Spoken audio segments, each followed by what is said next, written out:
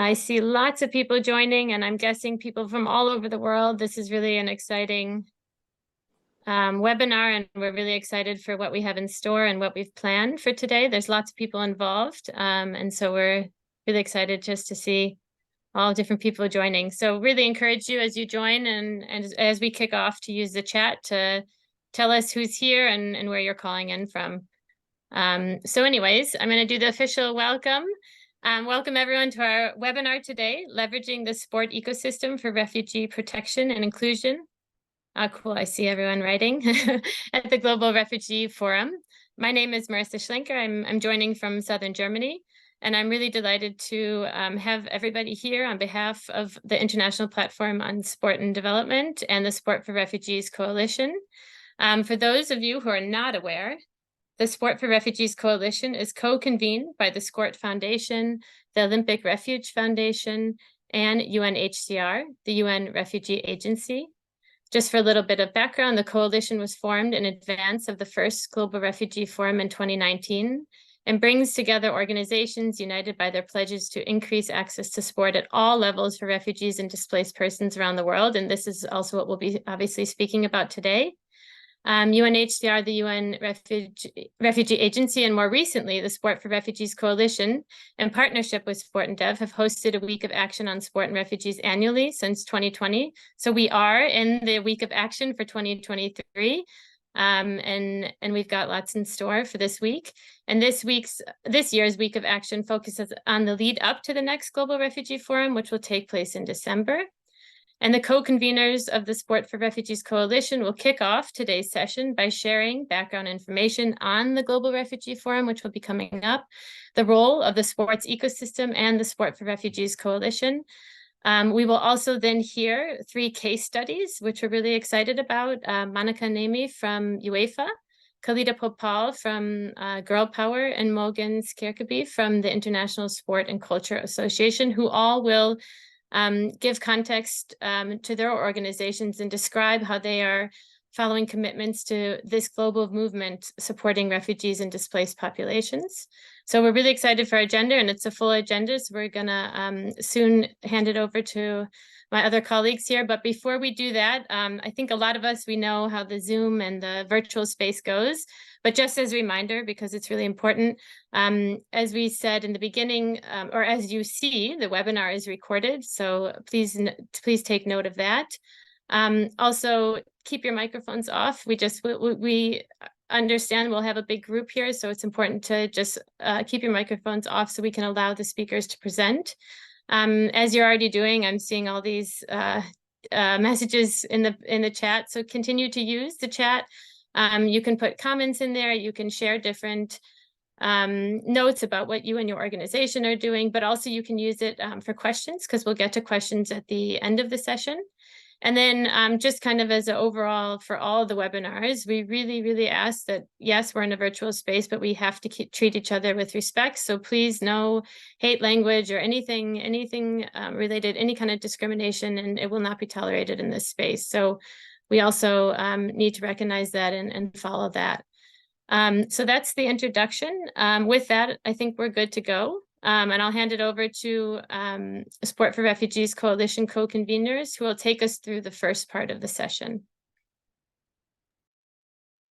Thank you, Marissa. Hi, everyone.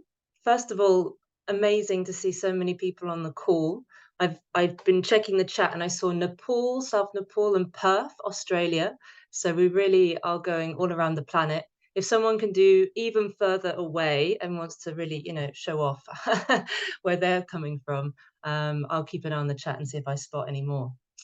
But yes, I am Colette Armitage. I work for the UN Refugee Agency, one of the co-conveners of the Sport for Refugees Coalition, who are leading on this pledge. And I'm joining from Paris, France, so probably not too far away from many of you. First of all, the contribution of sport. I mean, for many of you on this call, this does not need much explaining, so I won't spend too much time on this.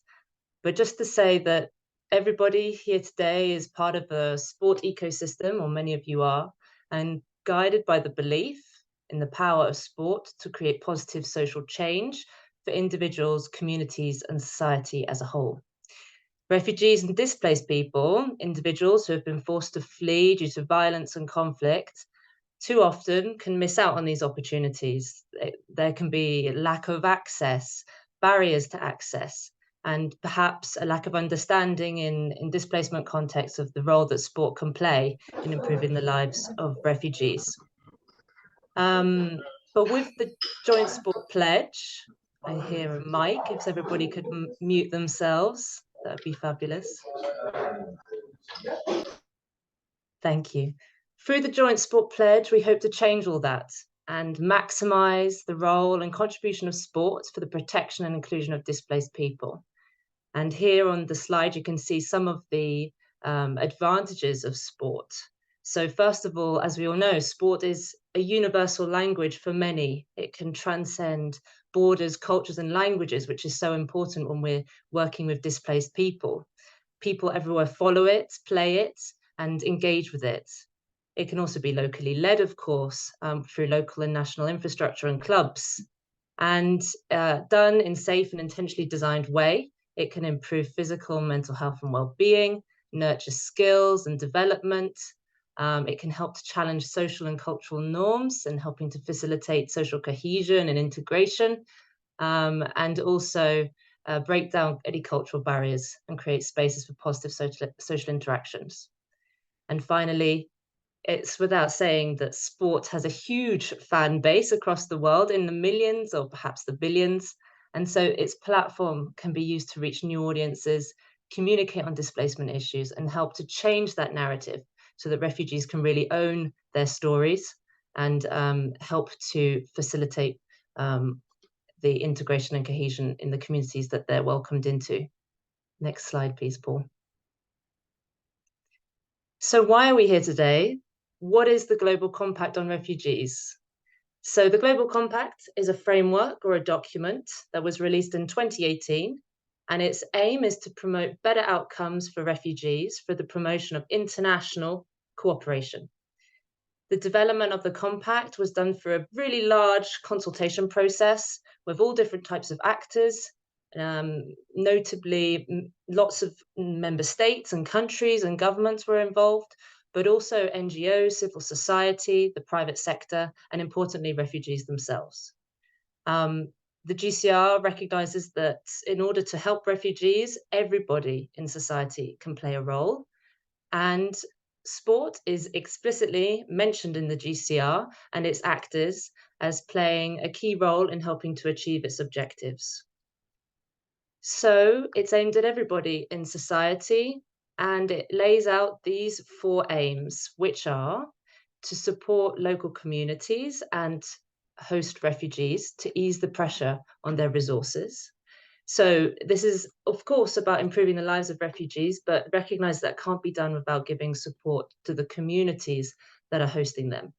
And as many of you will be well aware, that the large majority of refugees in the world are hosted in the global south, in countries that might not necessarily have the most resources to do so. So it's about ensuring that that support is there. It's also about improving and giving back the independence to refugees so that they can participate fully in their communities and live, have prosperous lives and have hope for the future. And the last 2 bullet points here on the slide is about expanding opportunities for resettlement in other countries, and of course, supporting conditions to return to countries of origin. Because for refugees, many refugees, they want to go home. That's really their number 1 priority. Next slide, please. So the Global Refugee Forum is the physical materialization of the Global Compact on Refugees. It takes place every 4 years, with the first one being in 2019. So the Global Compact was released in 2018, and about a year later was the first Global Refugee Forum. It is a ministerial meeting that takes place in Geneva, hosted by UNHCR and another country. And it's about bringing that international community together in solidarity with the world's refugees and, of course, the countries that host them, And it's to share vision and ambition and to see how we can better share the responsibility for refugees. What do we need to do? What are the gaps? And how are we going to do it? And this process is done through the announcement of pledges. This is really the foundation of the Global Refugee Forum, in which organizations, companies, states announce pledges about what they're going to do in the next 4 years, up until the next Global Refugee Forum, to support refugees and host communities. To note, pledges are not just financial, even though that might be the assumption. They can be technical support, policy improvements or removing barriers. It can be around coordination, partnerships, and even implementing projects. And these pledges should contribute to the Global Compact on Refugee objectives, which I mentioned a moment ago. Next slide, please. So we have the second Global Refugee Forum happening this December, from the 13th to the 15th of December. It will take place in Switzerland, Geneva, with Switzerland as a nation co-hosting alongside UNHCR and the co-convenors. So each time there's a forum, there's a set of countries that come forward to be co-convenors. And this time around, we'll have Colombia, France, Japan, Jordan, Niger, and Uganda taking the lead. So as we did in 2019, all this international community are going to come together to support refugees, and including refugees themselves, importantly, to sit around the table, take stock of what has happened since 2019, see what we need to do better. And once again, this will be done through the announcement of pledges. Just before I hand over to my colleague Julia, who will talk more about the Joint Sport Pledge, this is to say that this year at the Global Refugee Forum, sport is being recognised in a big way, much more than it was in 2019. Sport will be announced and mentioned in the plenary sessions, the main room, in the keynote speeches on the first day. So this is when everybody will be there. And we have a side event dedicated to sport, which will take place on the 13th, the first day in the afternoon. The GRF is an invite-only event, I'm afraid, but the GRF and the one in December is just the beginning. The international effort that we're gathering, organizations that recognize the power of sport and its contribution in displacement context, is much, much larger and extends well beyond the event in December.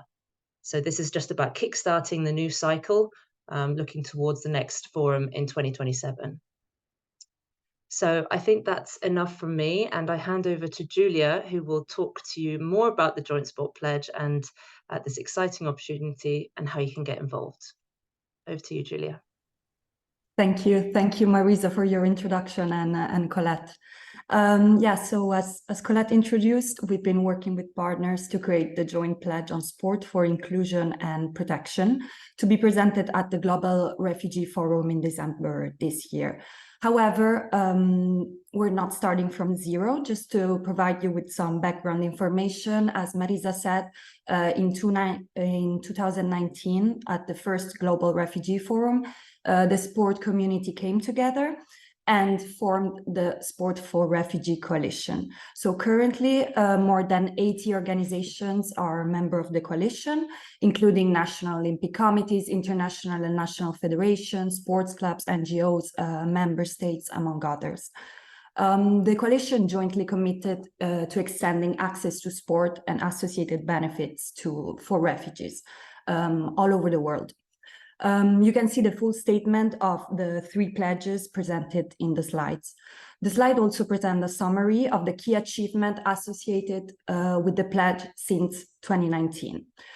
So for instance, since 2019, the coalition has collectively contributed to more than $14 million and reached just under 200,000 people affected by displacement through sports, with a significant focus also on children and young people, both boys and girls, within their work.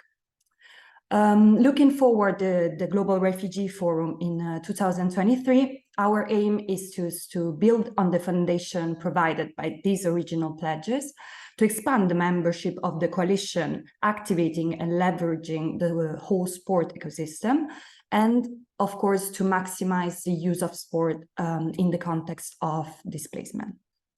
So if you can go to the next slide, please. Thanks.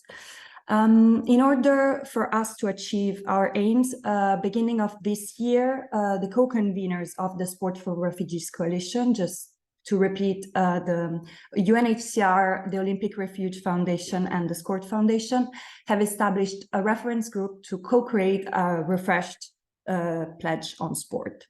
The members of the reference group are listed here in the slide. And as you can see, it is a multi-stakeholder group.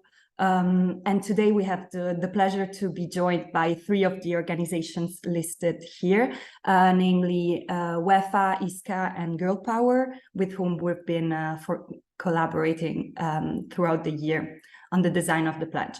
So if we can move to the next slide, please. So what is now distilled into this couple of slides actually represents months of work, building on the learnings from both the Sport for Refugee Coalition and also the Global Refugee Forum process more broadly, to create this joint pledge on sport for protection and inclusion. Essentially, there is a high-level pledge statement and the 5 components parts set out in this diagram. In terms of the components, the 5 pillars are the following. There's a focus on enabling the environment, including the policy that delivers access to safe sport. The second pillar focuses around the promotion and providing include safe sport and play-based initiatives.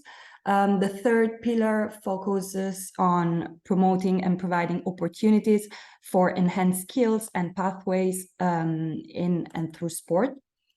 The fourth is targeted on collecting communication, evidence, and advocacy. And the fifth pillar is focused more on the strengthening partnership and coordination efforts.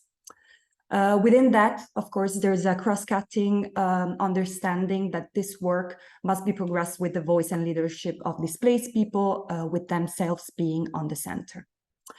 To reiterate also what Colette said before, a commitment to the pledge can take many forms. So it can be technical, it can be financial, in-kind, policy, or program. So there are many different ways to be involved and also show your support. Importantly as well, it is not expected that every organization would make a commitment across all of the 5 pillars. It could be the case that an organization makes a commitment that sits in one or more of these pillars. So if we move to the next slide, please. Yes, just to conclude on the presentation of the pledge, the slides provides the detailed pledge wording with the pledge statement, as I was saying before at the beginning, the 5 pillars, and finally the cross-cutting component. I think you will be able to read it more in detail, as this information will also shared with you at the end of the webinar. So I hand back over to Marisa, and I thank you. All right. Thank you, Julia, and thank you, Colette, for your inputs. And now we've got a chance to hear from 3 organizations about their commitments as well as involvement in the design of the joint sport pledge. So if we can move to the next slide, we will see that, yeah, one more.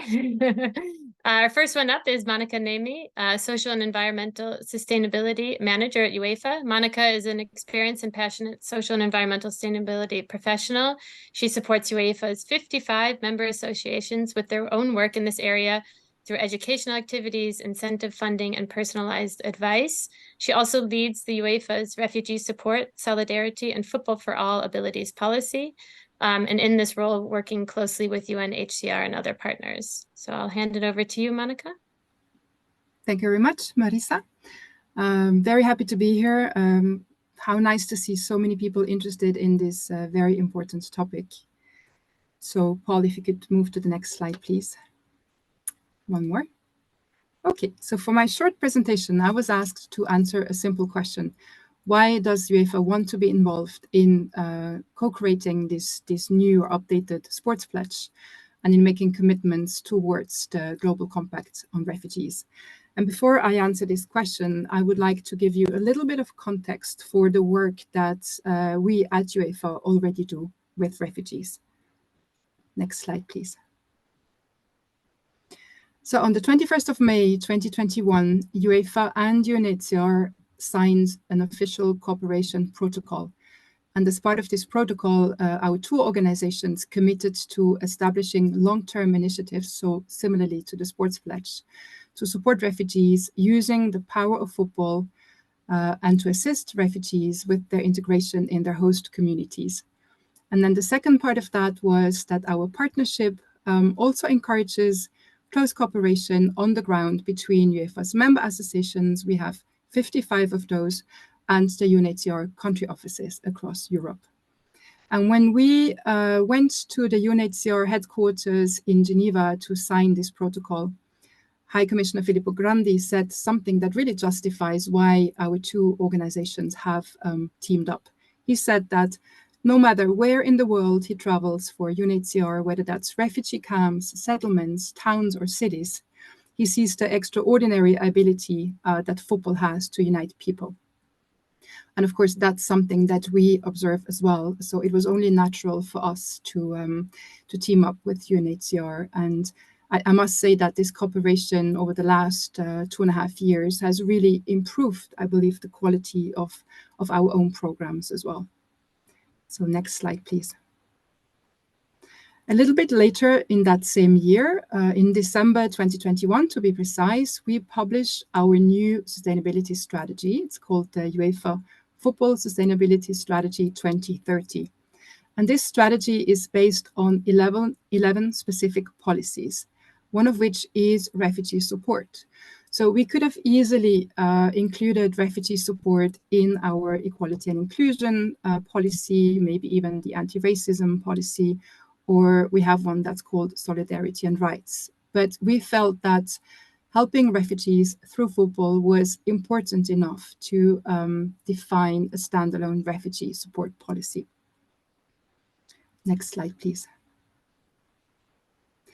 But even before we signed our cooperation agreement and before we published our new strategy, we already had a program in place, which is called the UEFA Refugee Grants. So this program was launched in 2017 off the back of what is called the refugee crisis in 2015. And through this program, we provide incentive funding to our 55 member associations, enabling them to create their own refugee support projects and implement them in their own countries. Last year, we had 24 associations participate, so that's almost half of our members, and we invested 600,000 euros in this program. Then the second pillar of what we do is we use our UEFA finals, so that's major finals such as Champions League, Europa League, and Euros, to showcase actually what refugee organizations do. So each of these finals has a public fan festival, usually with a mini pitch. And what we do there is we invite the regional UNHCR office to compose a team of refugees or mixed teams and to come and play on this pitch. And then, as you can imagine, being part of an official and major UEFA competition is a really good platform for communication and advocacy. What we usually try to do as well is to support these activities through what we call UEFA ambassadors. So ambassadors are former star players. And this year at the Champions League final in Istanbul, we had Brazilian footballer Kaká come and play with the UNHCR team, which then naturally helped to increase visibility of the activity. And then since 2022, we have launched a new official UEFA competition. It's called the Unity Euro Cup. And this is an event that we host together with UNHCR. It's a 7-a-side mixed amateur national teams with refugees. Mixed meaning each team of 11 players is composed of 8 refugees, 3 non-refugees, and at least 2 women. So we hosted the inaugural edition of this competition in Lyon in 2022 with 8 national teams.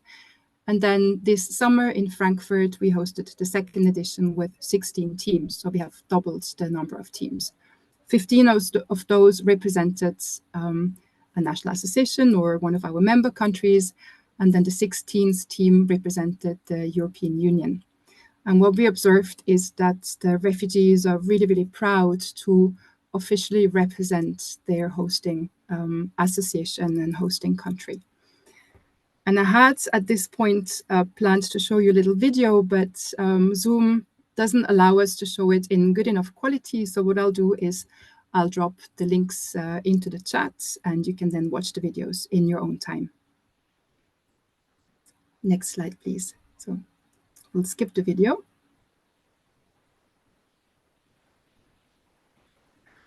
Okay, so this brings me to the answer. So why did UEFA want to be involved in the joint sports pledge?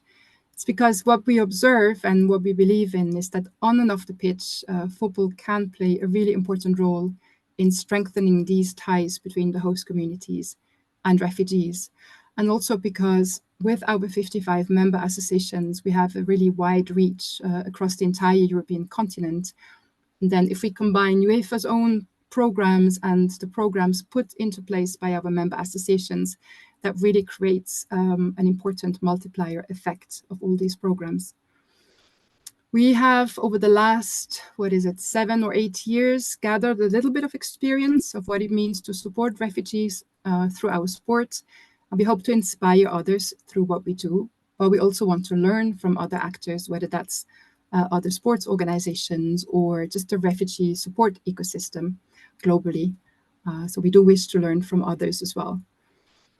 And then everyone knows that football enjoys a massive popularity across the globe. So this obviously is a beautiful opportunity, but we also see it as a responsibility to act and inspire and accelerate programs that help refugees through football or other types of sport.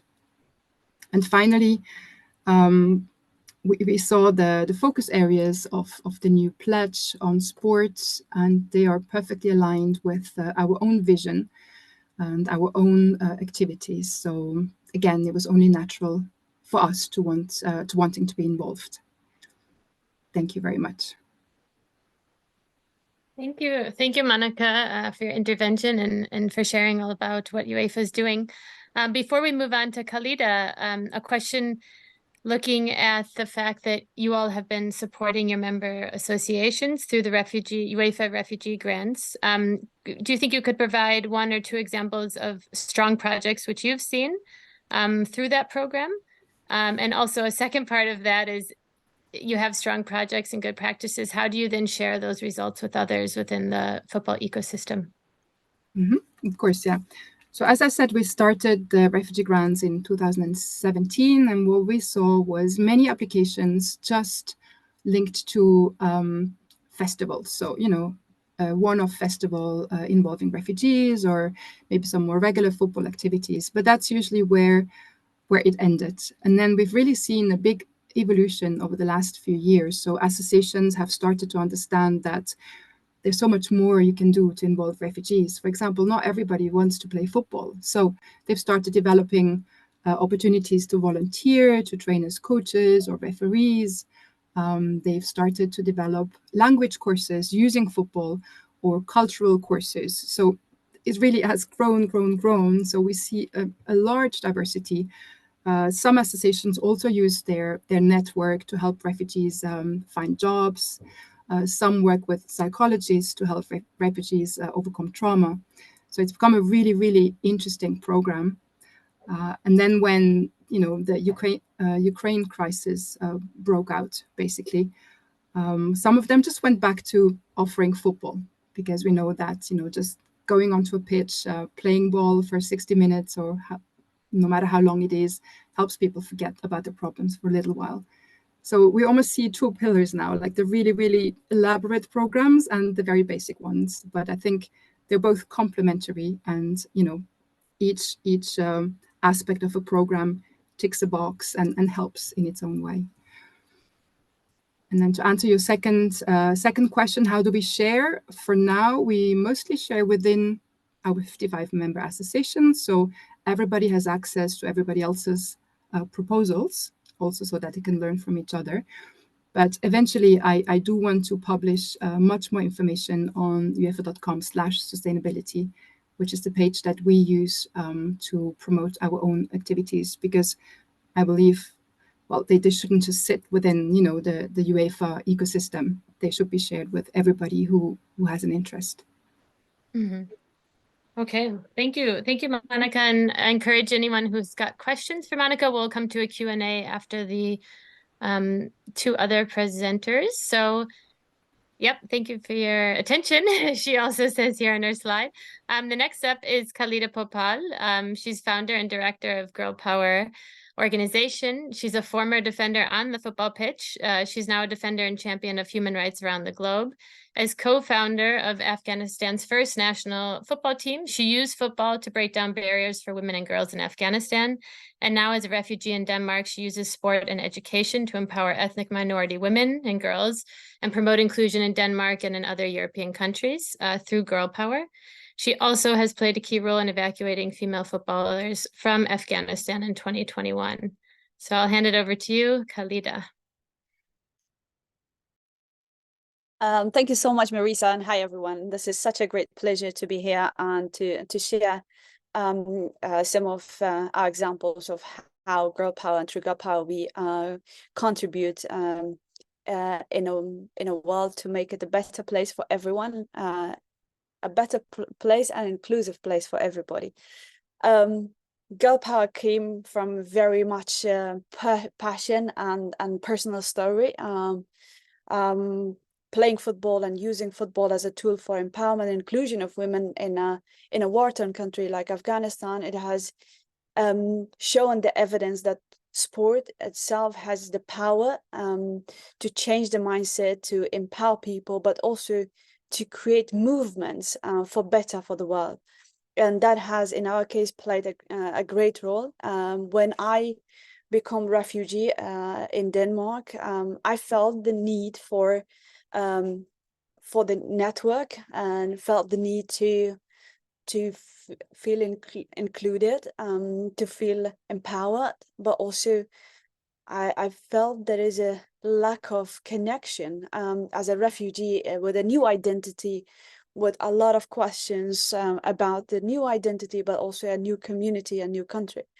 So that is why Girl Power was formed, to support and build bridges between the refugee and minority community and the host country, and to through that bridge to empower women and girls by providing them the opportunity to share their journeys, their talent that they bring into new community and new country, but also learn and be involved in adding more value to a new country, a new community. So Girl Power started in 2014, very much advocate an activist movement. As a movement, we see Girl Power as a movement, as a community, and that is global. And we have started in Denmark by providing the sporting opportunities. If you go to the next slide, please. So you can see there's some of the photos in here. Where we started in Denmark in the refugee centers by providing sporting opportunities, and from there it grew to different European countries that we have took sport as a tool to meet other refugees around Europe, but also outside Europe, countries like Jordan, like Turkey, Afghanistan, and Pakistan. Next slide, please. As I mentioned, the lack of the challenges, a lack of network, that was the main motivation behind creation of Girl Power, behind this movement. Next slide, please. So what we want to do that as a refugee, I felt, but also through our network, that we want to be part of the solution. We want to contribute in finding the solution for the challenges that we face, and we are facing as a refugee and minority, and use the power for sport. So we started connecting with people in the sport, with women and networks in the sport, to identify young leaders to come to our network, and then from that empower them, support them through workshops and educational opportunities to share their stories in their communities, to inspire more women and girls to join our movement. Next slide, please. So this is our solution. Our ecosystem, through our ecosystem, we contribute to inclusion and empowerment of women in the world, and in so many cases in refugees, around refugees, but also women and girls in countries like Afghanistan and Pakistan, where we're targeting disadvantaged communities, or the advantage communities that women and girls are lacking opportunities. So what we do is we find or spot on young leaders who are passionate on using sport to contribute and give back to the community. So they come to our leadership programs, they get mentorship, mentors, and they get a series of educational programs that they go through, the workshops, and then they participate by coaching young women and men, both in their community, by providing sport and fun-based activities. We participate in festivals and tournaments, or we host tournaments and festivals in those communities. We create networking and advocacy opportunity where our young leaders who come through our program are confident enough, they have built enough skills to go for example, in a conference, participate in a conference, build network, but also share the pledges, for example, they did contribute, or they share their stories and advocate for women's right as a human right, and also for the refugees' right. Next slide, please. So that was the reason that we had the privilege to join the Sport Pledge, to create safe space for refugees. In our case, our target group is women and girls, to create safe spaces for women and girls to build network, to get opportunities for education, but to also gain self-confidence, find their purpose and passion, what they are passionate about, gain the education, and move to their communities to inspire more people, and change the narrative around refugees and ethnic minorities, and shift the mindset around and about minorities and refugees. Next slide, please. So with our ecosystem and our leadership programs, we have been in different countries. We have delivered workshops where it's the three elements of our workshops are the self, the purpose, what is it that I'm passionate and what is my purpose, and how I can use that passion, purpose to give back to my community and join the community.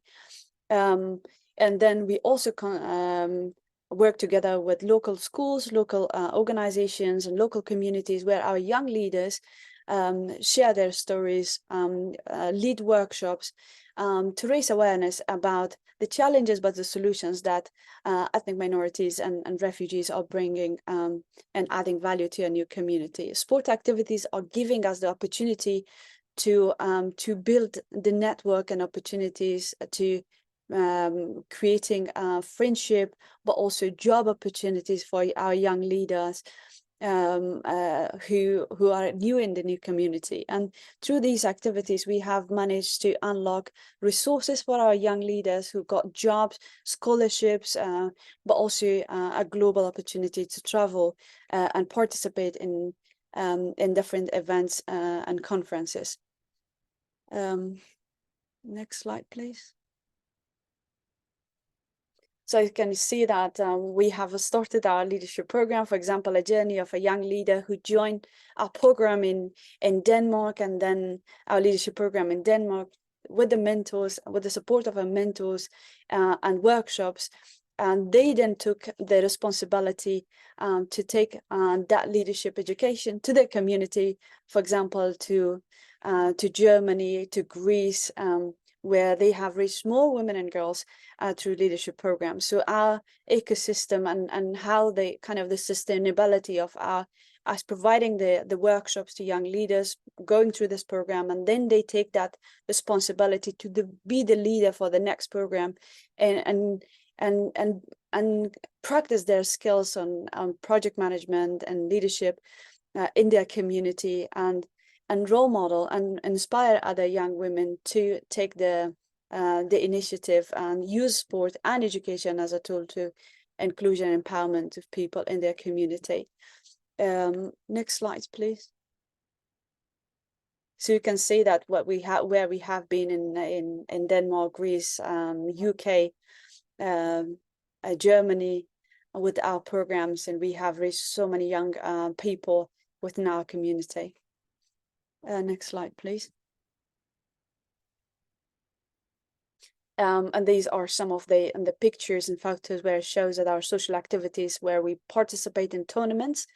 We lead, our young leaders lead the sports activities in the refugee centers where they used to live there, but they joined our organization when they got the opportunity to stay in a new country, new community. And they built the skills and they went back to the refugee centers and started providing sporting opportunities. We provide also sporting opportunities for communities that are isolated and marginalized. And then we also, here is a photo of where we are providing workshops in schools where young people hear directly firsthand stories of how someone become a journey, become a refugee, a journey of a refugee, from where they start, why they leave their country, why they become a refugee, the struggles that they face, and where is the common ground where they can support each other, understand each other's story, but also change the narrative around refugees, that they are not coming in their new country to take opportunities, but they are adding values, and the reason they're leaving their country is those challenges. So to find a common ground where both communities connect together and empower each other and support each other and add more value to the new to host country, and show the positive contribution of refugees in a new community, and especially women that especially refugees coming from, for example, Afghanistan, or countries that they didn't have right, and now they are refugees and they are still facing challenges in a new country because of their identities. So we are trying to connect and build these networks where both young people in a host country, but also refugee community, connect, support each other, understand the stories, and then they advocate for inclusion and empowerment of a young community, not only refugee. So that's why we joined the pledge, and we are so privileged to work with so many other organizations, to learn from them and feel empowered and learn how to practice on the field. Thank you so much. Thank you, Khalida. Amazing. I'm not going to let you go yet. One question that we have. So we understand from your presentation and people who follow your work that it's very much then about the young woman, the young girl who gets the chance to become a leader. through your programs, but also we understand that there's this scaling. So now you started in Denmark, as you said, but now you have Girl Power in Greece. You also have Girl Power in the UK and Germany. Can you just tell us a little bit about how you as an organization been able to scale to kind of create formations, create structures in other countries? Thank you so much. It is very much on trusting and investing in young people. We do want to showcase, but also show the examples of how women, and especially refugee women, can take the leadership. For example, when we had our first leadership program, it was an open call for women from around Europe to join our program. Then they went through our leadership program. They have gained all the knowledge and skills, and they have worked with our mentors. And then they said, okay, we want to bring a Girl Power leadership program in our community, for example, in Germany. And they teamed up. For example, the participants from Germany teamed up together, what they have learned to implement it in their local community by using sport and leadership as a tool. And that's what our young leaders bring our programs there, and we support them. So for us, empowerment is not that I stand there and talk on their behalf. The empowerment for me means like supporting them, helping them to gain skills and knowledge, and just stay behind the scenes and let them to lead, because then in their communities, the young women identify themselves, they become role models, and then they contribute in the program because they are the champions in their communities. So that's how our program starts rolling, and this is continuously rolling. It's when we recruit young leaders in our programs, they come with the kind of idea of like what they are passionate about, or sometimes with our mentors they find out what they are passionate about. If they're about SDGs, or it's about women empowerment, it's about the refugee advocacy, or it's like about storytelling. So when they gain the expertise and knowledge, and they gain the skills, they build the skills, then they go and participate in those communities. And that is how it has been so much sustainable for us, because it's very much women-led and refugee-led and advocate initiatives around the world that is growing, and it's through our people. Amazing. Women-led and refugee-led. Thank you, Khalida. Don't go anywhere. We will have a Q&A at the end, and if anyone has any question for Khalida, make sure you add it you pop it in the chat. The last speaker will be Mogens Kirkby. I hope I should probably have asked beforehand if I'm saying that correctly. Apologies if I'm not. President of International Sport and Culture Association. I commonly hear about it as ISCA. Mogens is the vice chair of the Bureau of the Council of Europe's Consultative Committee for Sport. He's also board member of the Danish Sport for All organization, DGI, with 6,600 member clubs and 1.7 million members. He holds a Master of Science in Sport, Organizational Development, Sport Studies, Social Science, and International Politics from Copenhagen University, Denmark. And he's here to present, obviously, about ISCA. So I'll hand it over to you, Mogens. Thank you. Thank you very much. And thank you to all for joining and showing your interest in this difficult but important topic. Thank you to Monica and Khalida also for giving good examples of places, and I will give another example. First of all, very shortly about ISCA. We are an umbrella organization that operates with members which are typically national organizations, and it also means that we are not on the operational level at national and local levels, but try to work to support these members at that level. And in this case, it's also important to say that our focus on sport and the organizations that are performing, producing, and governing sport is instrumental. For us, sport is okay, but it's even better if the sport and the organizations are providing happier and healthier life and societies, and that means we have this instrumental focus on on sport.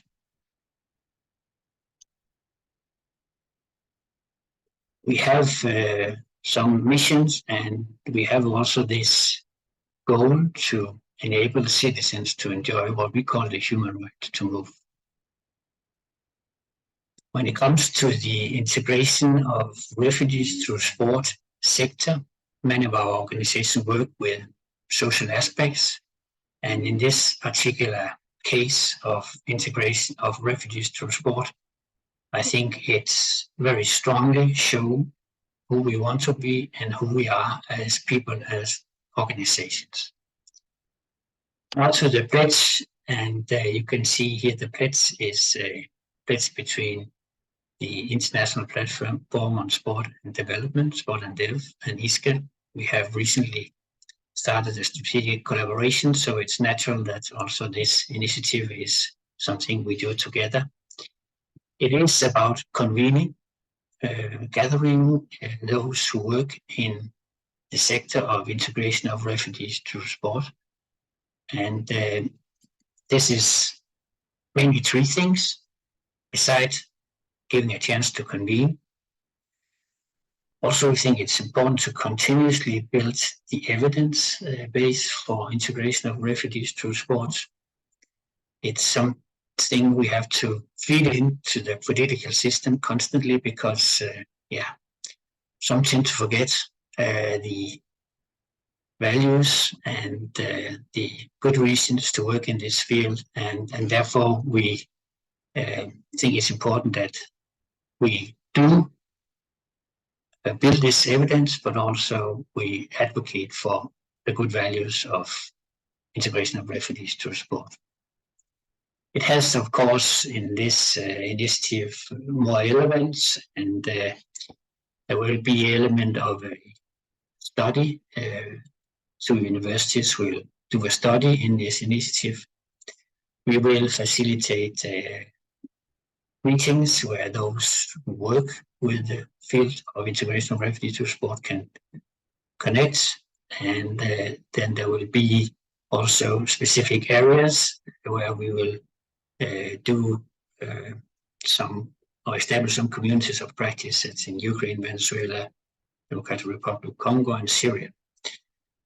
And then we will, in connection to an event we call the World Congress in 2025, organize what we would call a Global Forum on Integration of Refugees to Sport.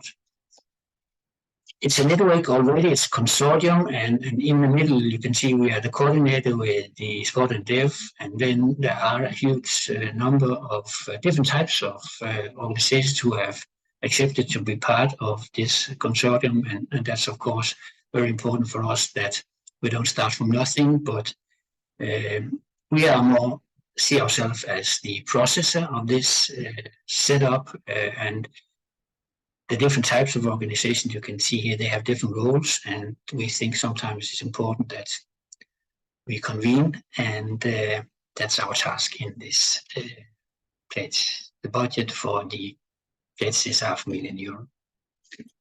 We are, in our opinion, addressing the two commitments: use targeted communication, evidence and advocacy, number 4, and strengthening partnership and coordination efforts. We do not come from nothing.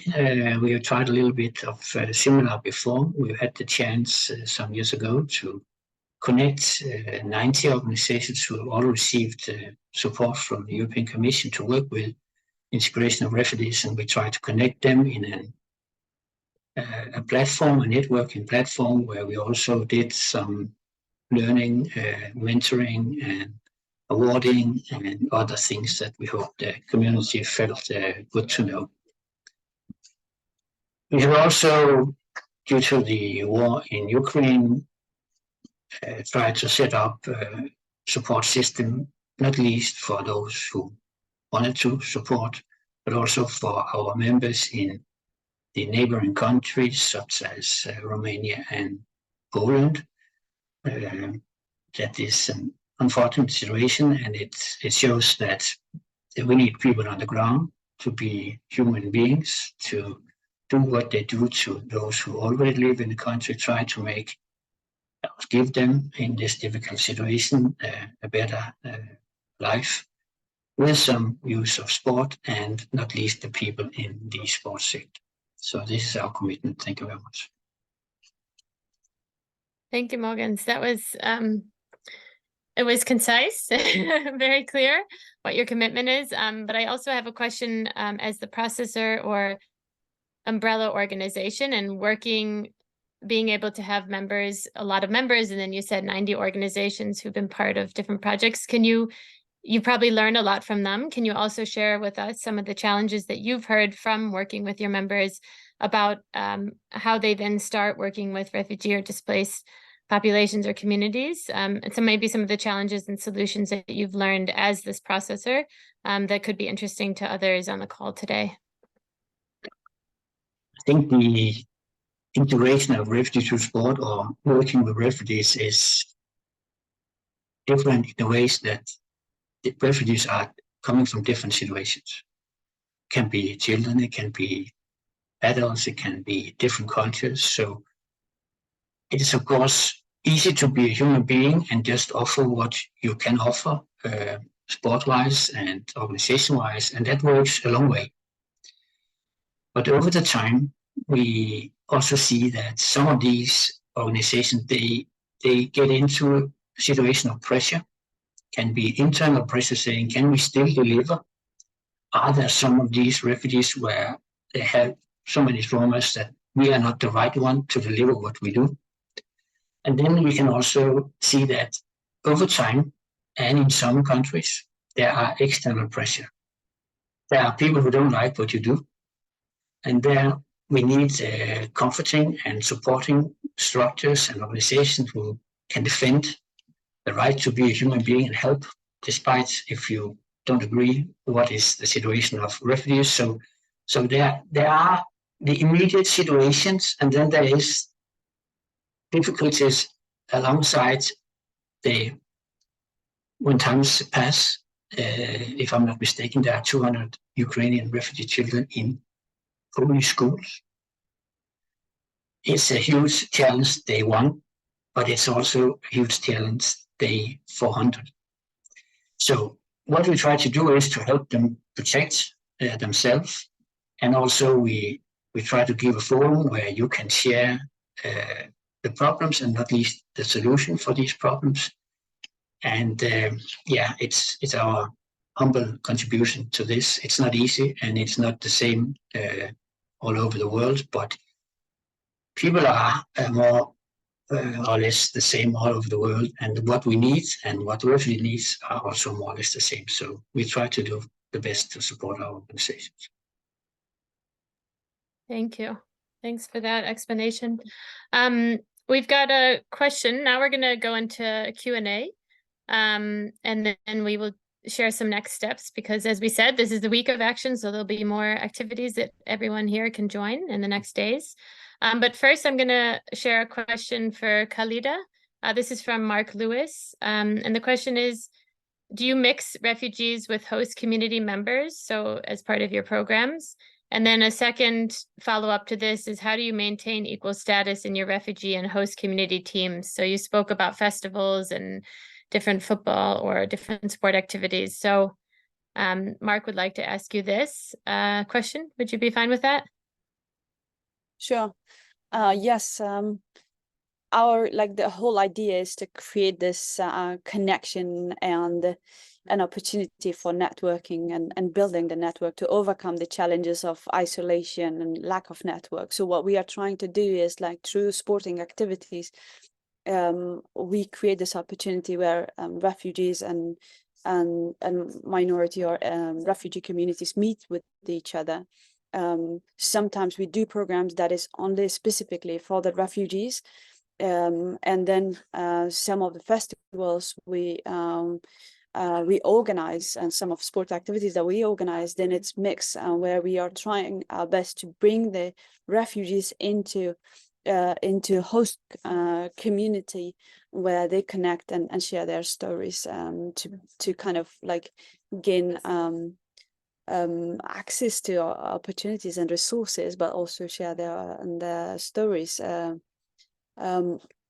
The festivals, the tournaments, leadership programs that we, like part of our leadership program is we collaborate with football, for example, with football clubs, with organizations, local organizations that they have access to, for example, local community. And through that partnership, we provide that access and an opportunity for people to meet each other, where we bring refugees and they meet each other with the support of our local partner. And in our case, for example, one of the cases was that we worked together with ISCA, who was here, and they have been very helpful when we started working together with the local community. They have helped us to build the partnership or the collaboration with the local school, where our refugee young leaders came to the school and shared their stories. It was really good and interactive session where they delivered workshop, they shared their stories, and they were connected. And on that right on spot, they were offered a scholarship to join that school. And one other example is that we work together with the corporate or companies that they have networking opportunities where they bring their people together in a networking event. And we bring our young refugees there where they share their stories or do a workshop session with them. And as a result, we have had the examples of where on the spot our young leaders got full-time job with the support of mentoring and all the support on spot. They got job in a company that, for example, a young refugee who just arrived in Denmark.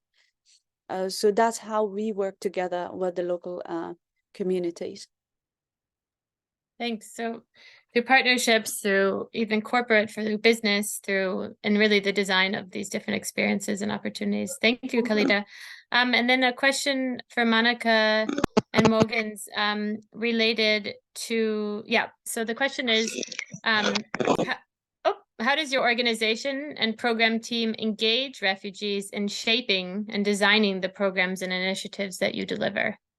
So I don't know who wants to take this first. I would also say Khalida, but I understand that this is part of what you do. So maybe it's better for Monica and Mogens, for one of you to answer first. Shall I go, Mogens? Okay. So when it comes to the refugee grants, we always very much encourage our member associations to engage with refugees when they build their programs. And that's, I believe, also where the UNHCR country offices come in, because they do really bring this, refugee voice to the table. They also sometimes help connect our national associations with the various accommodation centers, because we have member associations who would like to start something, don't quite know how. So that's really where UNHCR has been very, very helpful. And Khalida, who, as I said in the chat, is one of our valued jury members, that's something that's really important to her as well, is to always make sure refugees are involved in the development of these programs. When it comes to our second major refugee program, which is the Unity Euro Cup, we always go up to the players and then also have, like, after the tournament, a questionnaire that, just asks them, so how was it for you to be part of this event? What can we do better? What are your recommendations? What is your experience? We also try, through the videos that we produce, to just showcase what it means for a refugee to be part of this event. Just bring their stories out into the world, because the voices of the refugees are really the voices that everybody should be listening to, and not the voice of a large sports organization, or should be the refugees themselves. Yeah, I can follow up. Thank you, Monica. The good thing about being an organization which sees itself as a processor is you also know you are not the expert.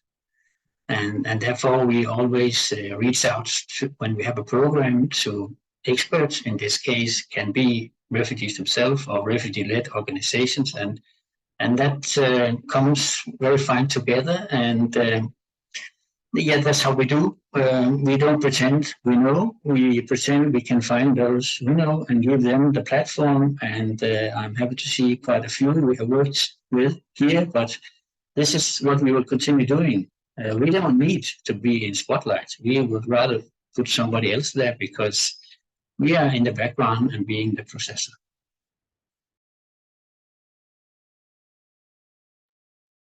Okay, thank you. And then I'm going to ask one more question where anyone can answer, because I think it's relevant for everyone. We've received different questions about data impact, how you know what you're doing is effective, that you're reaching the people that it should, and that you're designing strong programs. So I guess I'll present the question, and then you all can kind of relate to it in your own context.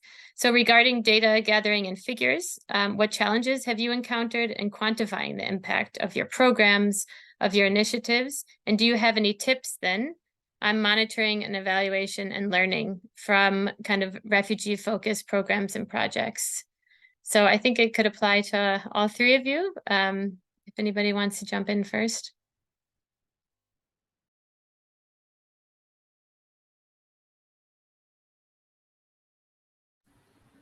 I can start again. So as part of the refugee grants, we always insist that there are measurable KPIs, which is sometimes a bit difficult for people who develop these programs, but we always insist so that we have at least a vague understanding of, you know, the number of beneficiaries that we reach, how many people we reach through social media activities. But I think the data is definitely a challenge still.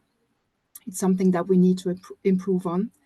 But there's also the qualitative evaluation, and that's where I think it's simply a matter of speaking to the beneficiaries and finding out whether the programs that are developed are on spot or what needs to be changed. Do they have the desired impact or not?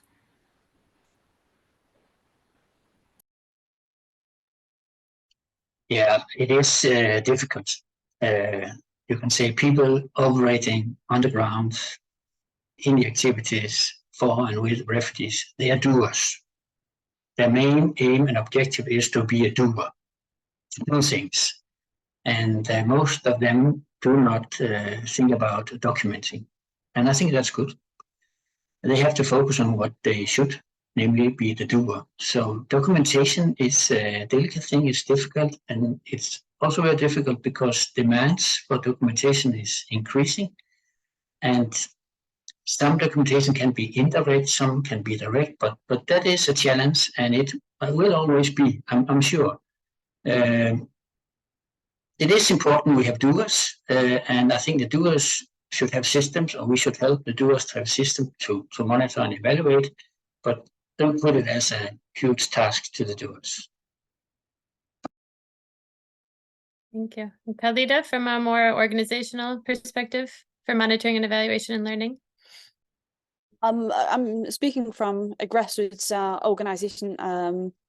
It has been always challenged, especially when you're very much dependent on funds and you're lacking resources, human resources, with like delivering the task on the ground. As Morgan said, that we have people who want to go there on the pitch and do deliver. They don't want to sit and write 100 pages of reports and monitor and all these things. But then the other side, there is also, we have been facing the frustration, like when we apply for funds and donors that want to provide the fund, it's so much on demand on a grassroots organization, which is very much dependent on receiving funds, and they are lacking human resources. So we always feel like we really need someone from that organization or foundation who's supporting us fund to actually provide one person from their organization, or actually cover the cost of that salary or hours of that person to do the monitoring and evaluation for us. That help us, but also the organization itself. That's where we have been facing a lot of challenge. The other thing is that I want to like emphasize here and stress about it, that it's a lot right now. We feel like it's a lot of pressure on the organization about the numbers. Okay, how many, for example, we give you 100 grand, how many people you're reaching? We should focus on the impact, the long the stability of the program, the kind of the impact that one person's life can actually make, instead of like the numbers. So sometimes we feel as an organization that we are being handed money because of the numbers we have provided. And in the work of refugees, it shouldn't be focused on the surface, on the shallow, but more deep work, and people should see the impact of the programs than the numbers of we reach.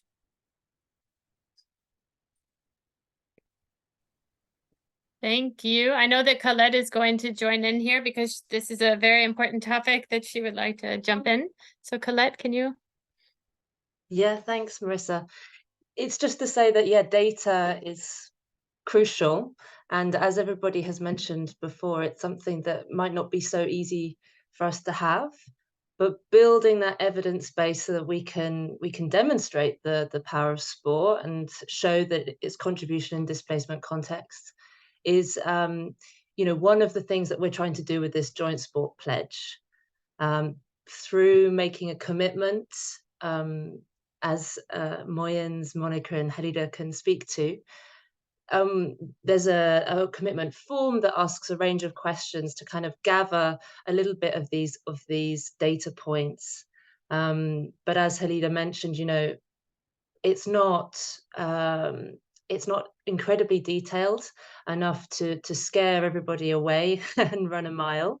But instead, it's to get a bit more of the details, because what we saw in 2019 when the first joint sport pledge was developed was that we lacked that kind of granular level information that we could then use to demonstrate the role of sport and its contribution in displacement contexts.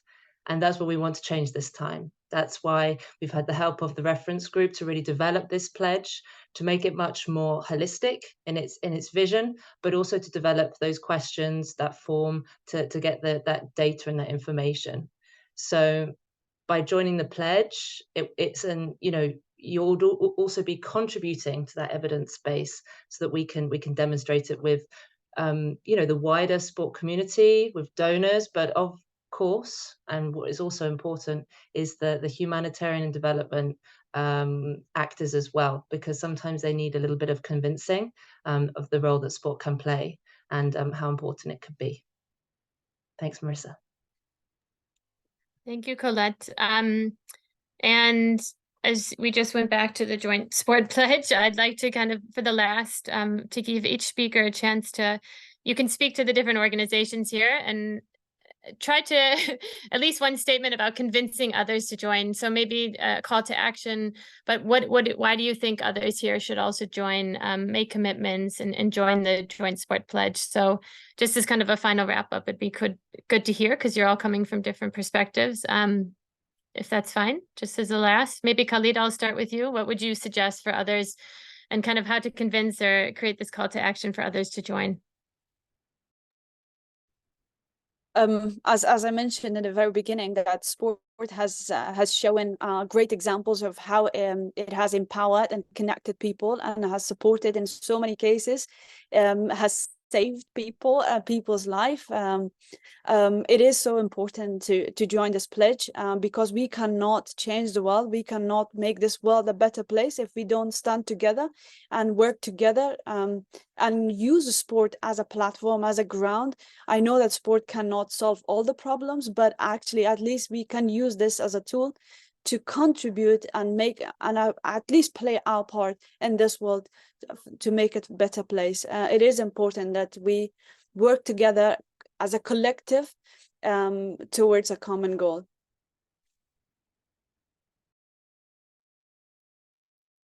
Thanks. Monica, would you like to go next?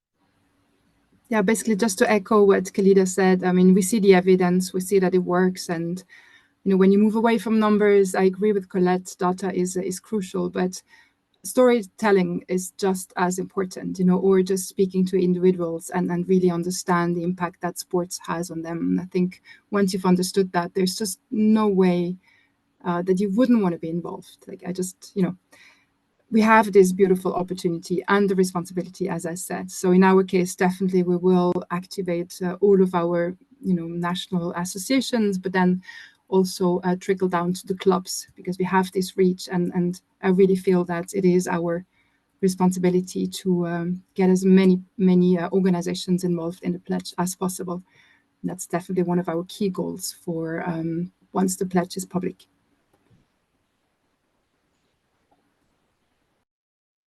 Yeah, I would say that many of you are probably doing a lot of things, and the results of doing this is the same whether it's a pledge or not. But sometimes it's very nice to speak about what you're doing. The pledge system is an opportunity to reflect on what you're doing, to present it, and also to discuss it internally. So I know it's not maybe priority number one, but consider putting in an activity you do, fitting to this as a pledge. It could bring something you don't see today. Thank you. Thank you very much. Colette, I see you on my screen. Would you like to add anything else to a call to action for the many organizations here to also join?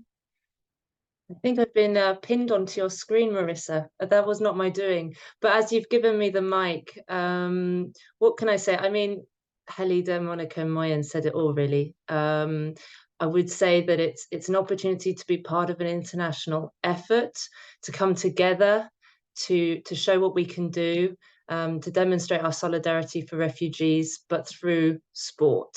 As I mentioned in the presentation, sport is gaining recognition year on year, and at this Global Refugee Forum, that is certainly the case.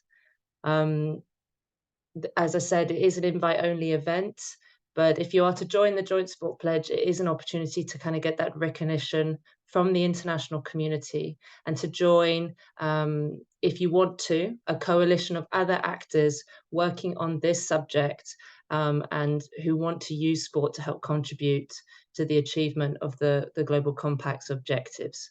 And namely for us, that would be improving refugee inclusion into their communities. That's all I'd say. Thanks. Thank you. All right. Well, thank you to fantastic 3 panelists and your case studies and sharing, and also about your commitments and how you're doing it, and being open to answering different questions from the audience. So thank you again. And yeah, this is part of a week of action. So there will be more things coming up. I would like to just, here we go, share the technical workshop on the 26th of October. This is going to be more interactive, I would say, with smaller breakout rooms where you can actually think about how you can commit to the joint pledge and work on it, and think about it from your own perspective as an organization. So we really encourage you to sign up for this. Yep, there we go. In the chat, you can see the registration. It's still open. It will be open up until the day of and the time of the session. So really encourage you, if you're really looking to kind of start working on your own and reflect on how you can do it, to join this workshop. And then as well, there will be more communications on social media about the week of action. And yeah, we really just thank you all. We're actually ending 10 minutes early than planned. So I hope that that's okay with everyone, give you 10 minutes back. And just want to thank the audience and thank everyone who's been part of putting this webinar together, and the speakers as well. And that's it from our side. Thank you very much. Oh yeah, sorry. Also, if you have any further questions, contact the sport, or if you need to, especially around the Sport Coalition, please use this email and you can contact them for any questions that you may have. Thank you very much.